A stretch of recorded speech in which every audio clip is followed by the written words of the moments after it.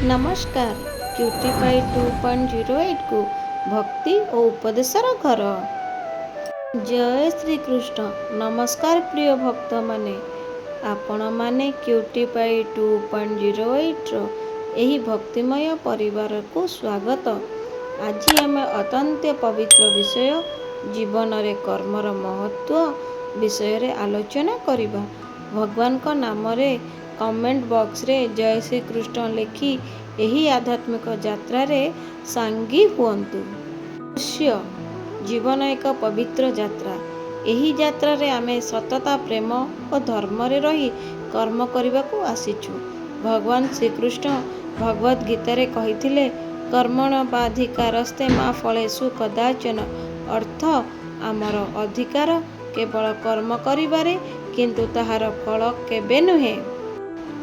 आमे देखिचु प्रत्येक मनीष सफलता, संपद, प्रेम और सुख पाइबाकू चाहूछंदी, किंतु कृष्ण को उपदेश कहे सफलतार ग्यारंटी केबे नहीं। निश्चित केवल तुमर सत्य कर्म।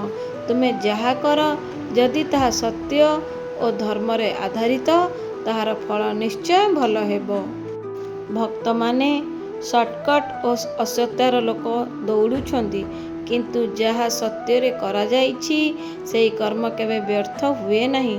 भगवान कहिथिले सत्य रे करा जाइतबा कर्मर फल केबे व्यर्थ नुहे, सेथिरे सर्वदा आशीर्वाद लुचिकी थाए। नमस्कार भक्त माने, यदि एही कथा माने आपनकु स्पर्श करुछि तेबे कमेंट बॉक्स रे जय श्री कृष्ण लिखि आम सहित जोड़ी रुहन्तु। महाभारत रे युद्धर पूर्वरु अर्जुन का हृदय द्विधारे पड़िथिला।